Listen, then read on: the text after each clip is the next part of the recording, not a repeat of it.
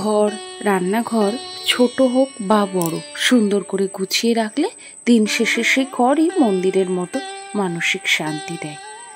Hello everyone, good morning. কেমন আছেন সবাই? আশা করি সবাই খুব ভালো আছেন, আর আমরাও ভালো আছি। আমার আরও একটি নতুন ব্লগে আপনাদের সবাইকে স্বাগত জানাই।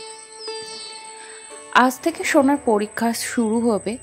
আজকে হলো 1 আগস্ট। তো আজকে দুটো পরীক্ষা, আবার আগামী দিন যথারীতি দুটোই রয়েছে, তাই পড়ার চাপটাও অনেকটাই বেশি। অন্যান্য স্কুলগুলিতে একটা একটা করে পরীক্ষা হচ্ছে, তবে এদের স্কুলে 4 দিনেই পরীক্ষা শেষ করা হবে। তো এইরকমটাই আর কি রুটিন দেওয়া হয়েছে। তো সেই মতোই সোনা কিন্তু সকালবেলাতে আর কি ঘুমোতে গেছে। ও ঘুমোতে গেছে প্রায় 6টা 6:30 নাগাদ। তো আমাকে বলে গেছে যে ওই 9:30 নাগাদ আর কি ডেকে দিতে। আসলে ঘুমোতে যাচ্ছিলই না। তো আমি দেখলাম একেবারে যদি না ঘুমোই তাহলে না শরীরটা খারাপ হতে পারে। তো ওই কারণে এখন একটু ওকে জোর জবরদস্তি শুইয়ে দিয়েছিলাম। তো শোয়ার আগে আমাকে বলেছিল যে 9:30টায় ডেকে দিতে। তো সেই মতনই ডাকবো।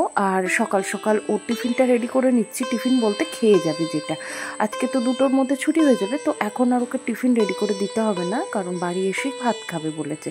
তো আজকে সকাল সকালই বলেছে আজকে সে ডিম পাউরুটি খাবে। তো তার জন্য ওর জন্যই ডিম পাউরুটি করে নিচ্ছি। আর সকাল সকাল ডিম পাউরুটিটা খেতে বেশ ভালোই লাগে। তো সকলকেই জিজ্ঞেস করলাম।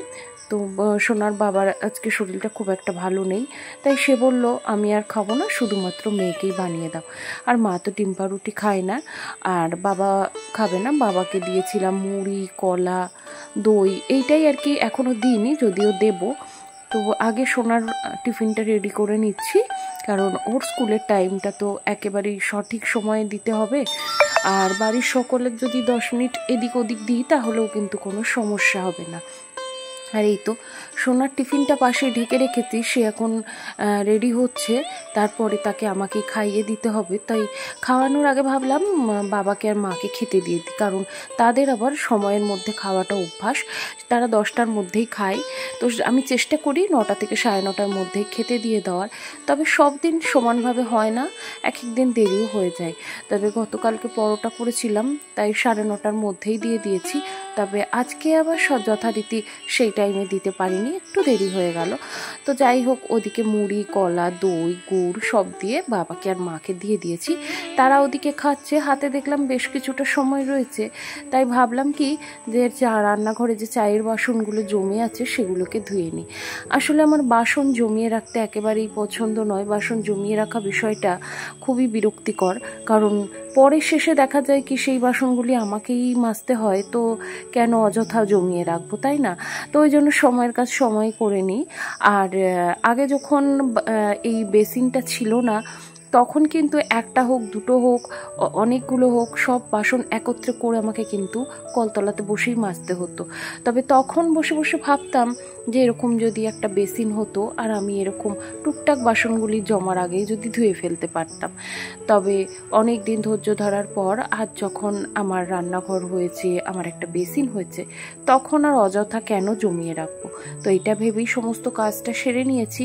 আর এই তো এরই মাঝখানে কিন্তু সোনাকে খাইয়ে কিন্তু রেডি হয়ে গেছে। আর আমার সোনা কিন্তু জুতো পরতে পারে না, মানে জুতোর ফিতে বাঁধতে পারে না।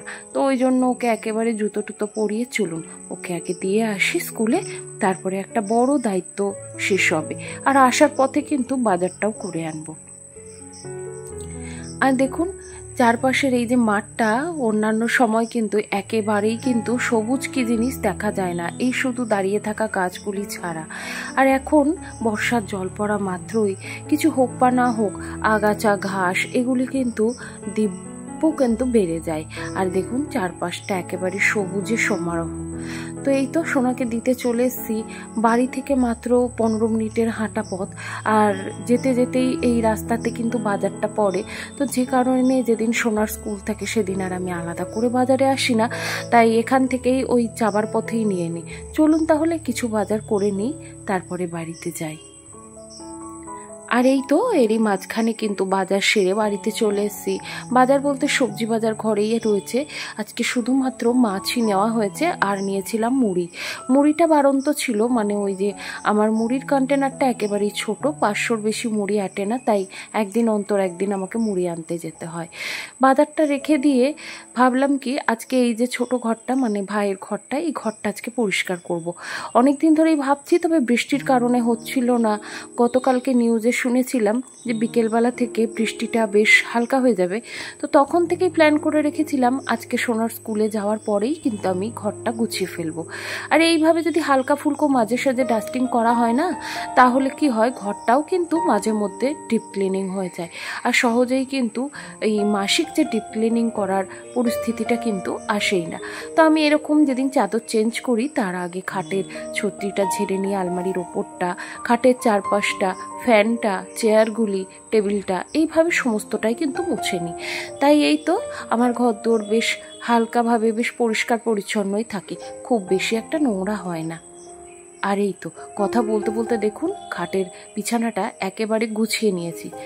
আজকে কাচার ইচ্ছে ছিল না, আসলে শরীরটা খুব একটা ভালো নেই, তো যে কারণে ভেবেছিলাম কাচবো না। তবে বাবা দেখলাম দুটো মশারি আগে থেকে ভিজিয়ে রেখেছে আমার জন্যে, তো তাদেরকে বলা মাত্রই আর কি তারা আগেই ভিজিয়ে ফেলেছে, তো কিছু করার নেই, কাচতেই হবে। আবার এগুলো যদি জমিয়ে রাখি, তো ভাবলাম কি যে পরিমাণ বৃষ্টি পড়ছে, যখন তখন বৃষ্টি আসছে, যখন তখন মেঘ করছে, আবার যখন তখন রোদ উঠছে, তো এই ভরসা করে আজকে আর কাচছিলাম না। তবে দিনটা খুব একটা খারাপ যায়নি, জামা কাপড়গুলো বেশ শুকিয়েছে, তবে কিছু জিনিস ভেজাও রয়েছে, তাই ভেবেছিলাম আজকে আর কাচবো না। তবে যখন দেখলাম বাবা দুটো মশারি ভিজিয়ে ফেলেছে, কাচতে তো আমাকে হবেই, সে যত যাই কষ্ট হয়ে যাক। আসলে শ্বশুরবাড়ির পরিবেশটাই এরকম, তাই না, যে শরীরে যাই হোক না কেন একটা বাধ্যতামূলক কাজ কিন্তু ঠিক হয়েই যায়। তো যাই হোক, আমারও সেরকমটাই আজকে হলো। তো কাচাকুচি করার পরে নিজে যেন অনেকটা হাঁপিয়ে গেছিলাম। সবাইকে খেতে দেওয়ার পরে নিজের আজকে আর খাওয়া হয়নি। এক একদিন এরকমটা হয়, সবাইকে খেতে দিই তবে নিজের খাওয়ার সময়টুকু হয় না। যে সময়টুকু পেয়েছিলাম, এই যে কাচা ধোয়া করতে করতে অনেকটা সময় কেটে গেল। আর ওদিকে সোনার বাবা বাড়িতেই ছিল, সে বলল যে তোমার এই কাচাকুচি করতে অনেকটা সময় কেটে গেছে, তুমি এরপরে রান্না করবেই বা কখন, আর দেরি হয়ে যাবে অনেকটা, আবার সোনাকে নিয়ে আসার ব্যাপার রয়েছে। তো মা ওদিকে সবজিটা কেটেই দিয়েছিল আর আমি মাছপত্র ধুয়ে দিয়েছিলাম। তো সে ওদিকে রান্না টুকটাক আর কি সে মোটামুটি ভালোই পারে, তাই বললো আমি চিন্তা নেই, তুমি কাছো, আমি এদিকে রান্নাগুলো সেরে নিচ্ছি, যতটা পারি তোমাকে এগিয়ে দিচ্ছি। আর এই তো এখন রান্নাঘরে চলে এসেছি।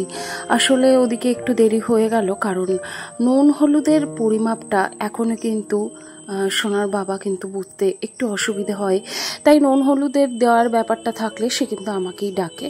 তো যাই হোক, আমিও এদিকে আস্তে আস্তে অনেকটা লেট হয়ে গেছে, প্রায় 11:30 বাজে। তবে ভাতটা আগে থেকেই বসিয়ে দিয়েছিল, তাই ভাতটা ফুটে গেছে, নামিয়ে রেখেছি, কিছুক্ষণ পর আরও একবার ফুটিয়ে উবুর দেবো। এইভাবেই আমি ভাত করে থাকি, তাহলে গ্যাসটা অনেকটাই কম পড়ে। আর এপাশে কিন্তু মাছগুলো সুন্দর করে ভাজা হয়ে গেছে। আর ওইদিকে জামা কাপড় মেলতে মেলতেই ঠিক মেলে ছাদ থেকে নিচে এসেছি, তার মাঝখানেই কিন্তু বৃষ্টি চলে এসছে। আবারও ছাদে গিয়ে সমস্ত জিনিস তুলে এনে সেগুলিকে বারান্দায় মেলতে প্রায় অনেকটাই সময় কেটে গেল। তো এখন ভাবলাম যে কী জন্য আজকে আর কাচতে গেলাম, কারণ এই যে কেটে ফেললে সমস্ত জিনিসগুলো না জল ঝরাতে বেশ অনেকটা সময় লেগে যায়, আর সেগুলি কোথায় মেলবো এটাও কিন্তু ভাবতে ভাবতে অনেকটা দেরিও হয়ে যায়। তো এই একটা অসুবিধাজনক একটা ব্যাপার, কিন্তু কিছু তো করার নেই। শীত গ্রীষ্ম বর্ষা আমাদের সমানভাবেই কিন্তু প্রকৃতির দান হিসেবে মেনে নিতে হবে। আর আজকে মাছ এনেছিলাম, অনেক দিন ধরে রুই মাছ আনা হয় না। আসলে সোনা কিন্তু এই কাটা মাছটা মানে কাটাপোনা মাছটা হলেও কিন্তু খেতে চায়, আর অন্যান্য মাছ সেভাবে খুব একটা খায় না। আর খাবার মধ্যে যে সমস্ত সামুদ্রিক মাছগুলো হয় সেগুলিও খেতে ভালোবাসে, তবে রোজ দিন তো সামুদ্রিক মাছ আনা সম্ভব হয় না। তাই আজকে এনেছিলাম চিংড়ি মাছ আর রুই মাছ। তা আলু পটল দিয়ে চিংড়ি মাছটা বেশ কিছুদিন আগে হাজবেন্ড খেতে চেয়েছিল, তাই সোনার বাবা যদি কিছু খেতে চায় তাহলে আমি না কখনোই সেটা না করি না। হয়তো আজ না পারলেও কিছুদিন পরে হলেও চেষ্টা করি করে দেওয়ার। তাই বাজারে যাওয়ার সময় সে মনে করিয়ে দিয়েছিল যে একটু চিংড়ি মাছ পেলে নিয়ে এসো। তাই চিংড়ি মাছ দিয়ে আলু পটলের তরকারি করলাম। আর চিংড়ি মাছের মাথাগুলি আমি কিন্তু ফেলি না, আমি ভালো করে ধুয়ে আলাদা করে ভেজে ঠান্ডা করতে দিয়েছি। মাথাগুলি ঠান্ডা হয়ে গেলে তার মধ্যে কিছুটা রসুন, কালো জিরে, কাঁচা লঙ্কা একসাথে মিশিয়ে আমি কিন্তু মিক্সিতে পেস্ট করে তেলের মধ্যে পেঁয়াজ ভেজে সমস্ত মশলাটা দিয়ে একদম ভাজা ভাজা করে নেব। সেটা অবশ্যই আপনাদের পরে দেখাচ্ছি। আর এদিকে এই যে আলু পটলটা ভেজে আদা, জিরে, টমেটো, ধনে, গোটা গরম মশলা একসাথে পেস্ট করে নিয়েছিলেন। নুন, হলুদ, চিনি দিয়ে সমস্ত কিছু কষে চিংড়ি মাছটা দিয়ে এইভাবে জল দিয়ে ফুটিয়ে নামিয়ে নিলাম। আর নামানোর আগে একটু চিনিও দিয়েছিলাম। তো খেতে কিন্তু দুর্দান্ত হয়। তো এই তো ওটা নামিয়ে নিয়েছি। ওদিকে মাছের ঝোলটাও প্রায় হয়ে গেছে, ওটাকেও নামিয়ে রেখেছি। আর এই হলো সে চিংড়ি মাছের মাথা বাটা। চিংড়ি মাছের খোলা, মাথা আমি কিন্তু কোনো কিছুই ফেলি না। তবে আজকে চিংড়ি মাছের খোলা ছাড়ানোর সময় হয়ে ওঠেনি, অনেকটাই দেরি হয়ে গেছিল, তাই এমনিতে খোলা সমেতই করেছি। কিন্তু মাথাগুলিকে আমি ফেলিনি, মাথাগুলিকেও ওইভাবে বাটা করেছি। আর এইভাবে বাটা করলে খেতে কিন্তু অসাধারণ লাগে। এক থালা গরম ভাত নিমেষে কিন্তু শেষ হয়ে যায়। যা আপনারা একবার অন্তত ট্রাই করে দেখতে পারেন। আসলে এই কিছু কিছু রান্না আছে, এগুলি আমাদের মানে গ্রাম বাংলার রান্না আর কি। আমার মা করতো এইভাবে রান্না, তো মায়ের হাতে রান্না তো আর পারবো না, তবে নিজেই মায়ের রান্না করে খেয়ে আর কি সেই তৃপ্তিটা আর কি খুঁজে পাই। তবে তখনকার মতো তৃপ্তি হয়তো এখন আর কোনো দিনই খুঁজে পাবো না। তো যাই হোক, রান্না বান্না হয়ে গেল। আর রান্না করার পর প্রতিদিনকার মতো আজও কিন্তু রান্নাঘরটাকে সুন্দর করে পরিষ্কার করে নিলাম। আর এই তো এখানে কি কি রান্না করেছি চলুন একবার দেখিয়ে দিই। গতকালকের কিছুটা ভাত ছিল, হাঁড়ির ওপরে বসিয়ে রেখেছিলাম যাতে ভাতটা গরম হয়ে যায়। আর এই যে আলু দিয়ে মাছের ঝোল, চিংড়ি মাছ দিয়ে আলু পটলের তরকারি, আর এই হলো চিংড়ি মাছের মাথা বাটা। তো এটাই আমাদের আজকের দুবেলার লাঞ্চ প্লাস ডিনার মেনু। তো এরপরে এই যে সোনার বাবাকে আর আমার বাবাকে মানে শ্বশুর মশাইকে খেতে দিয়ে নিয়েছি। ওদিকে শাশুড়ি মাকেও খেতে দিয়ে দিয়েছিলাম।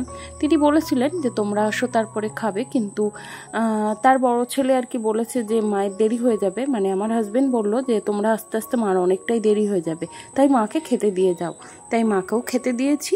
আর এই তো আমি চলে এসেছি সোনাকে নিতে, কারণ দেখতে দেখতেই কখন যে 11টা থেকে 2টো বেজে গেল বুঝতেই পারলাম না। আর এই তো এখানে সকলের ছুটি হয়ে গেছে। চলুন তাহলে এখন সোনাকে নিয়ে বাড়ি ফেরত যাই।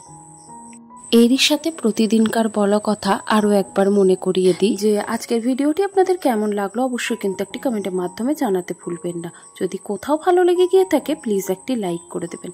আর আপনি যদি আমার চ্যানেলে নতুন হয়ে থাকেন চাইলে চ্যানেলটিকে হাইপও করতে পারেন, আবার সাবস্ক্রাইবও করে আমার পাশে থাকতে পারেন।